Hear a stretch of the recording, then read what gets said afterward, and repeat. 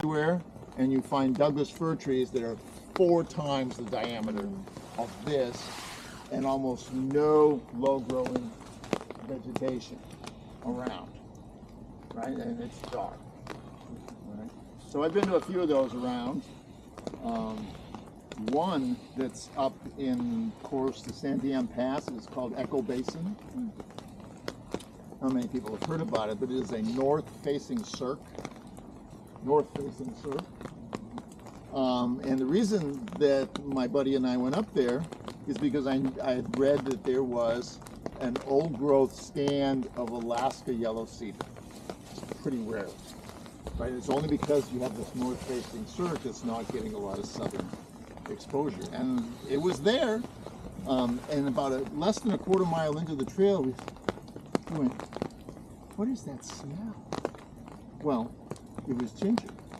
It was, wild ginger was the ground cover in this place. I mean, it was, there's some ginger on this trail. If you haven't ever smelled it, I will introduce you to it. It was just astonishing. The smell was just everywhere. There's no place like it, but I don't know if it's even accessible. And we haven't been up in the last couple of years because it's too scary if it's fire season already.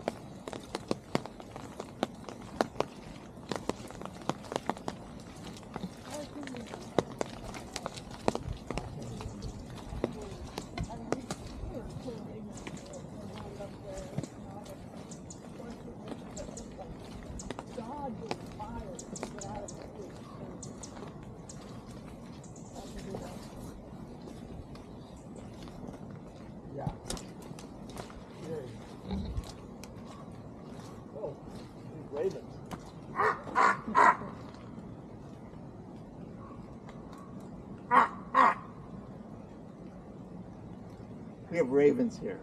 Aren't they grand? Yeah. They follow school groups around. They're just amazing. What fern is this? It's so fractal. It's got mini fern leaves. Mini fern leaves.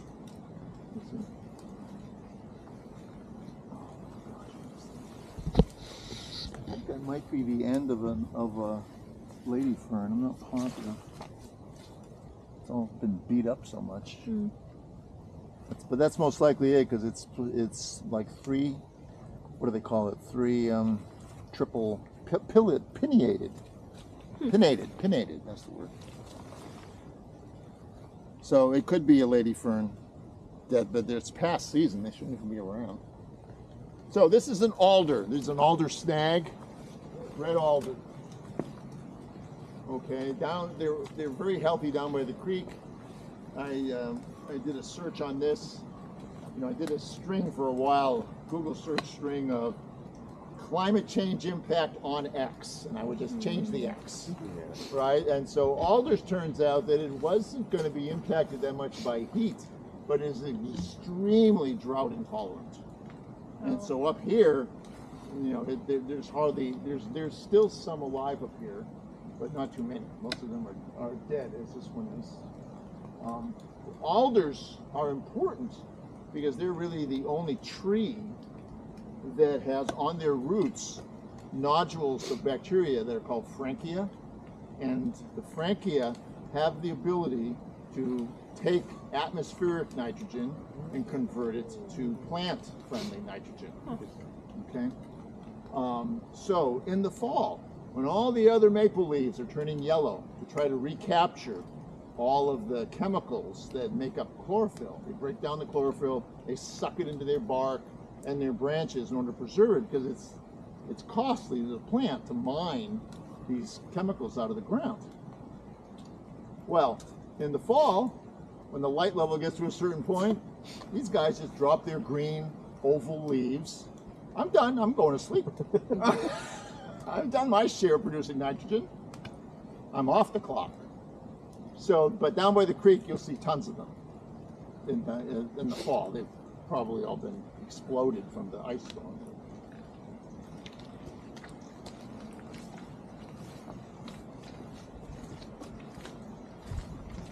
So the subject of ravens, my buddy and I have been out in the middle of a wilderness somewhere, and I just on the spur of the moment decided, well, let's just see if there's anybody here. And I just do my raven call, which is pretty good because I've attracted many ravens. 15 to 20 minutes later, a raven will show up. It's always fun.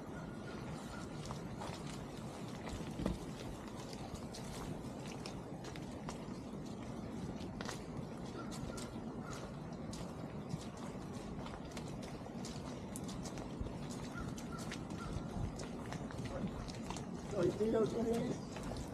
See how they've been snapped? All of these.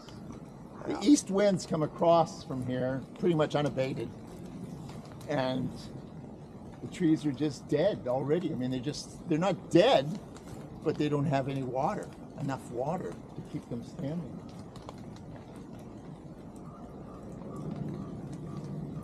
This is another osoberry. Also, plants are getting much taller.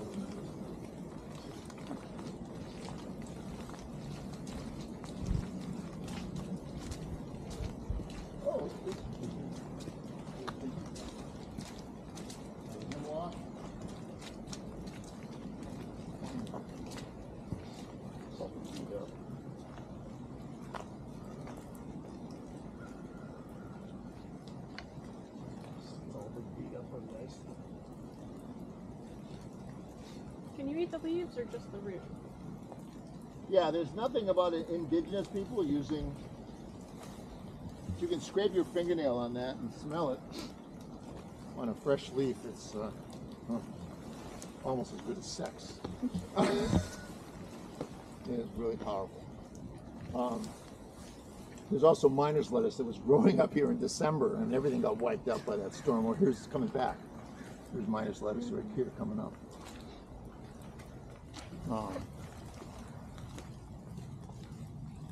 Yeah, there might be a better patch a little bit further on the trail of the ginger. I love ginger. So I make sure that people try to smell things, touch things here. Mm-hmm. You know, I've had whole groups like hanging back, and I went, "This is not virtual reality here, folks. This is real." Dirty.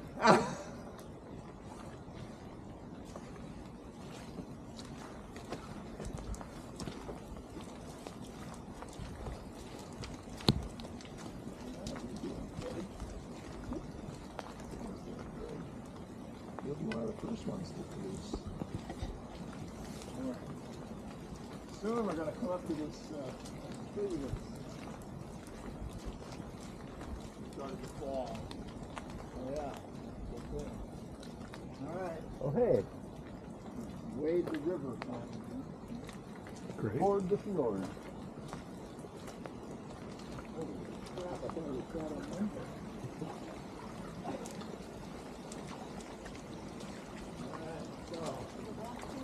Holes.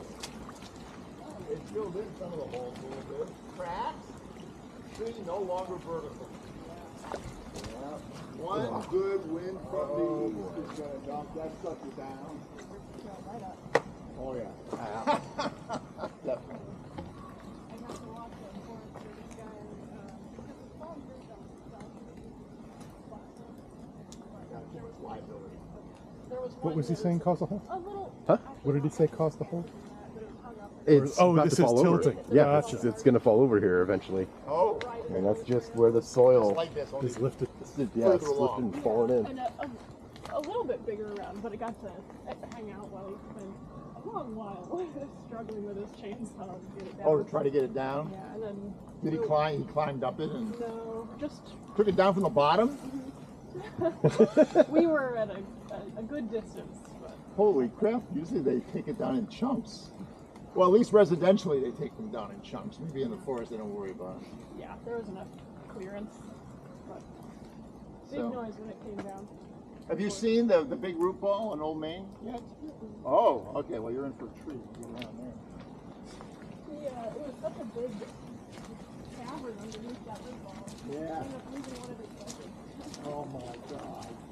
We were hoping it would settle back down into the trail and go back to the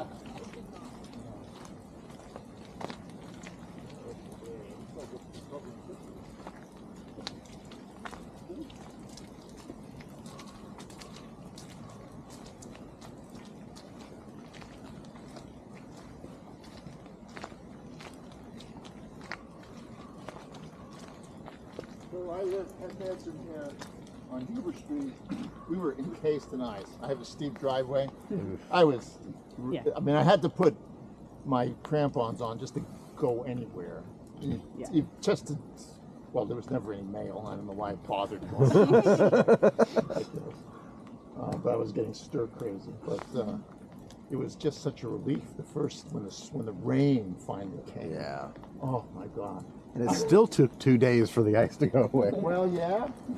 4 more days and fun. We also had to throw the camping on. Yeah. More dogs.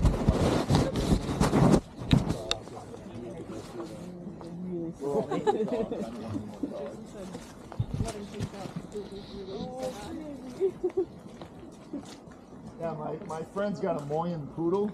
That dog just apparently loved being out in the snow. Crazy animal.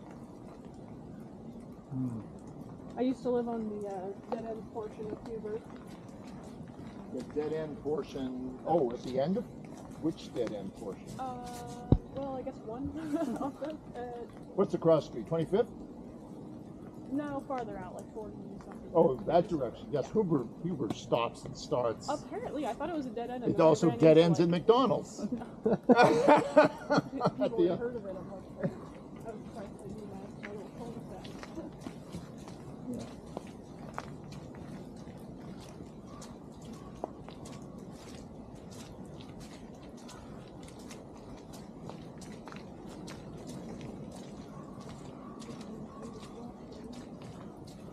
Oh yeah, the evergreen trailing blackbird. Also, England bought different stuff too. Well, you're playing. Oh, it's clear off on a trail. Yeah, because it went right across and then it was somewhere. Oh. Every year, PKO clear off. Clear off the London Ah. runners. You mean they don't like go high vines?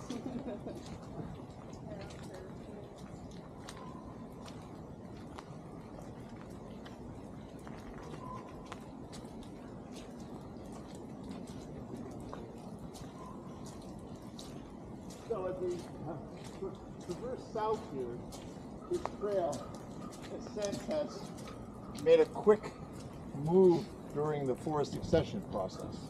We started out with mainly mainly maple trees, and then we've gotten more and more and more fir trees, which you can simply tell by seeing how many vertical lines are everywhere around you. Whereas when we started, there were some, but not nearly as many. Right. So now we have a lot of hemlocks, which once you get used to identifying a hemlock, this is much like huckleberry, you can see that from a distance they're frilly, and you can take some practice, but you have a high probability that you'll identify the hemlock. So anyway, this is about as furthest along the old growth path. So these are mostly dog firs? Yeah, all of these big wrinkles are all Doug firs. And then this one on the right and that one back to the left are maple? Yeah. Let's see. This is, well, that's so much. Yeah, that's a maple. No, that's a maple. That's Doug fir. And Big Doug fir. These taller, irregular ones. Well, The taller. vine taller, maples, you mean? yeah. The ones that are all over? Is that what that is? The like 3 inch, You see V's? 3 inch, I guess. They're pretty scraggly. Oh gosh. Yeah. Diagnostic. Okay.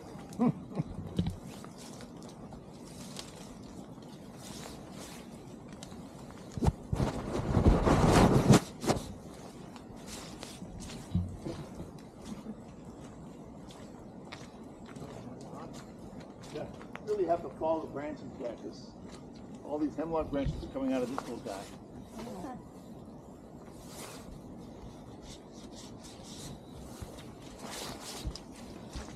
Oh, and on the side about fungi, mycorrhizal fungi, the fungi that connect to the tree roots. So cedars don't have anything in common with Douglas fir trees, hemlocks, or any of the other conifers. Absolutely zero. Because their mycorrhizal fungi is the original arbuscular type of fungi, which all the agriculture, most of the shrubs, all of the little plants, all of them share because they were the first round of mycorrhizal fungi. So even though these guys are sitting in between all of these Douglas fir trees, there is no connection between them and the fir trees and the hemlock trees. They are basically, this guy is probably swapping sugars. No, this is a baby. Wait a minute. No, he's a maple. Because fir trees never have that much moss on them.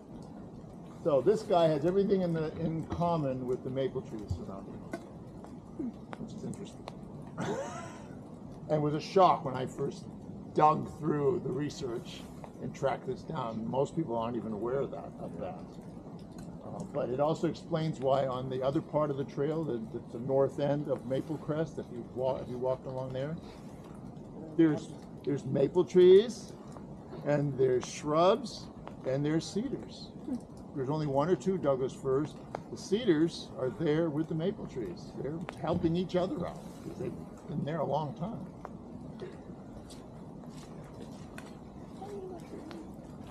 So, can you tell what that tree is over there? The hemlock? How can you tell? Frilly. Frilly, yes, good. Good.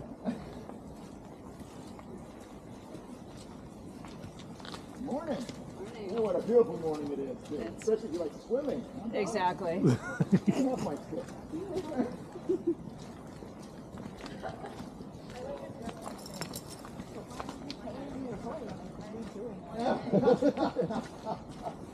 Is this Salal? This is all, yeah, that's Salal. Very good.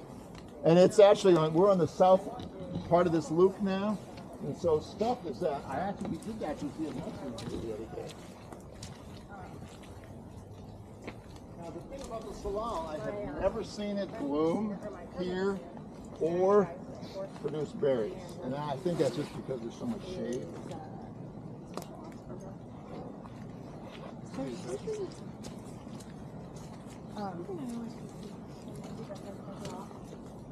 Full Solomon's Seal. I was just gonna say, like, when does Solomon's Seal come out? That's the one that makes like dangly berries, right? One of them makes There is red berries and Solomon's one of Seal them along makes in like there. weird spotted yellow ones. So this is Salal. This is what its flowers look like. Oh, Yeah. They're all in a string, and then they produce a string of berries. And so when the berries come August look really god-awful ugly, that's when they're the best. That's when they're just the best. They're just delicious. And these beautiful little flowers. And the easiest way to eat these is just pull the whole twig off that contains a string and just nibble the berries one after a time while you're hanging onto the twig. It's the best way. And the Salal, the salmon berries are like that. Hot pink flowers, which normally would be coming out within a few weeks. They might be spared this time because I was just reading a science story that came out recently that was in a lot of media that said we're quickly moving to winter being January, period. And on either side it'll be more like extended fall and early spring. So, I mean, the original forecast that all of this would take 50 to 100 years to happen were grossly out of whack. Nobody knew all of the unknown feedback loops. Can I look in your bow jar or something? Sure.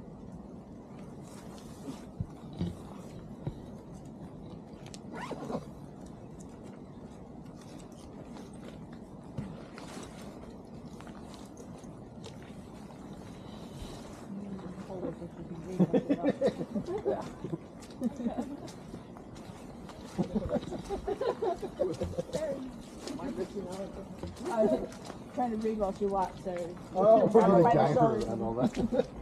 So there's been lots more Salal growing. Salal, okay, now here's an example of what I was talking about with the Oregon grape. Look at that. Yeah. Yeah. See how much higher he is? So at the Maricara Nature Park, which is a city park, right around the corner from my house, it is really obvious because there's tons of Oregon grape there. So it's a baseline you can see, and then every once in a while there'll be one of these guys that shoots straight up from the middle of it. And here's one right next to me. It's considerably higher, right? And the same thing is happening with the Salal. All right, everything, and of course, it's because we got 421 parts per million of carbon dioxide in the air, which hasn't happened for many millions and millions of years.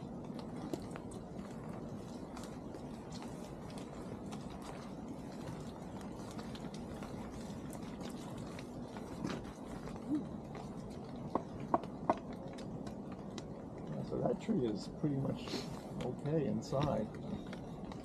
It's fair. Way down. Ooh.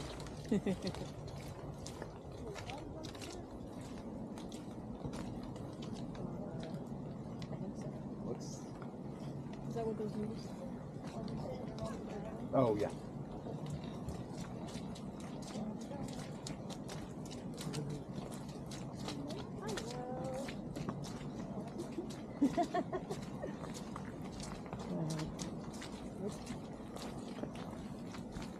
Kelly was so distraught when I left the house about it.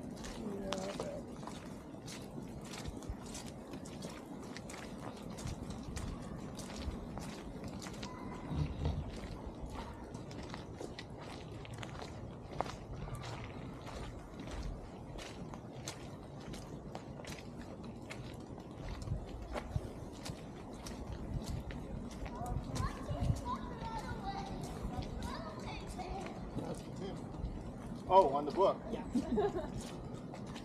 It's like, wait, I have come across that before. There In was the some. book. I don't know where it grows normally. There was some growing right in the camp where we stayed out by the glacier, and that's one Oh, where I okay. saw people eating it, and I asked them what it was. Felt fish taking their word for They it. could just eat the leaves? The berries. Oh, the berries. Oh, okay. Well, morning. It's still morning. I think it is. There's lots more you can take. You're going to clean up the forest.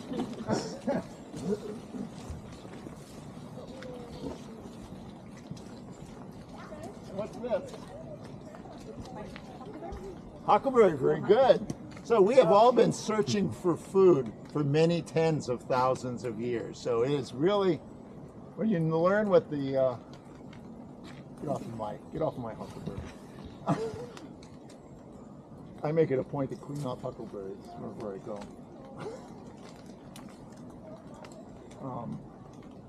When you've been searching for, when your ancestors have been searching for food forever, it's just in your DNA. So once you know what something looks like, I can spot one of these from way down the trail.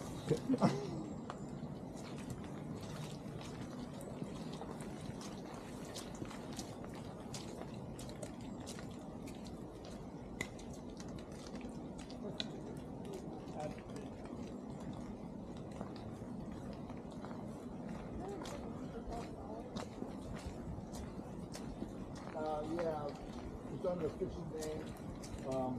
We've started calling it Solomon plume because this false just doesn't make any sense to me as a name for a plant.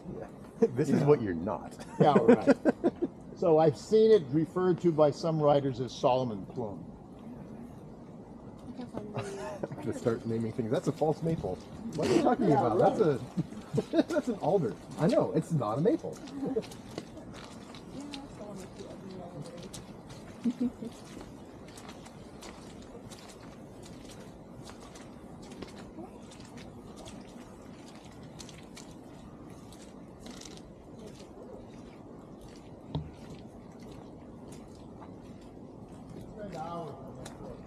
The key thing about that book are all the ethnobotanical write-ups. All of this, for everything in this book, talk about how the indigenous tribes have used it one way or another, either for medicine or food or something, which is worth just its value just by itself. I mean, it's just an amazing book. No other book does that.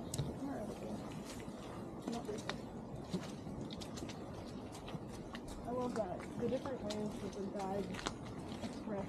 You can eat this, but I don't recommend Yeah, right. it's eatable. Yes. Yeah, well, so I've led some wild food courses, walks before. There's a big difference between edible and palatable. A huge difference. And how hungry are you? Do they have the invasive food cook-offs? in Portland. Oh, We've I've got never heard of this. No. There's something we do in Corvallis. It's Oh. once a year they'll get together and Oh, it's a college town. yeah, that's the same. Do just a cook-off for whoever can make the best food out of invasive plants in the area. Oh. And So there's a guy in the area here. He does his website is wildfoodadventures.com. Dr. Kalis. You know him? It sounds super familiar. I'm just So- starting to get into wild food stuff. Okay, well, he'll start up in the spring. Cool. He usually starts up with intros at libraries. So I've had most of his walks. He is just, he'll take you out to a field close to his house. It's just raggedy looking field. And he'll spread his arms and he'll go, it's all food. And then he'll proceed to take you through the difference between wild carrot and poison hemlock. Yeah, to say. Now, you know, poison hemlock, there are 5 things you can look at. I only remember a couple of them. One of the major ones is purplish on the Yeah. stems.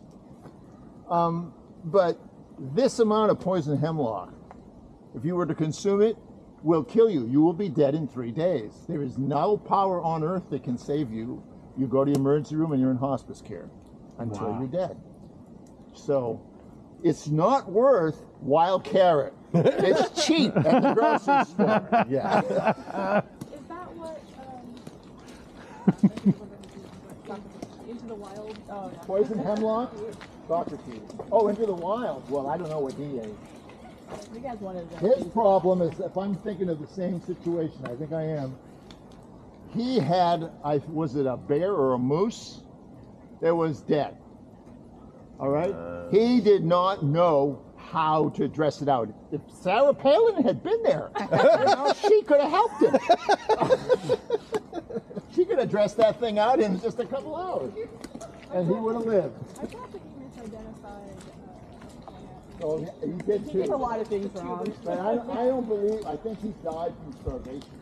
You can't live this off. You know, the plants. Okay, cool. Okay. Morning. Been reading a lot about like food.mob, different like community feeding groups, Okay. and they're like, yeah, the rule is that you serve vegan food, and it's not necessarily because we're like, you know, oh, vegan is ethical way to be, because it's a lot harder to kill people with poorly prepared vegan food. That's true too. It's also been one of the places I've lived is, I lived in Colorado twice. The first time was my State of the World to Education phase. It didn't last very long.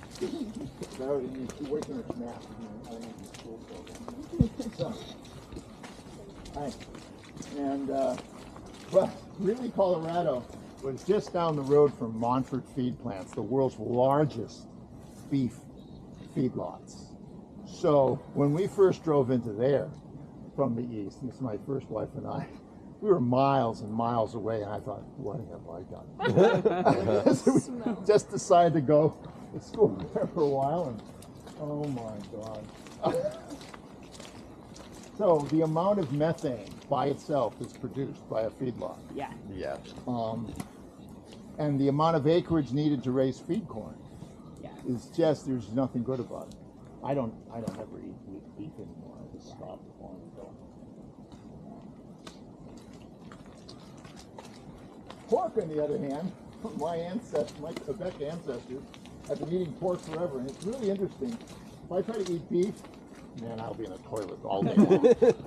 Pork, no impact on my body. I have to chalk it up to DNA, and there's nothing else I can chalk it up to.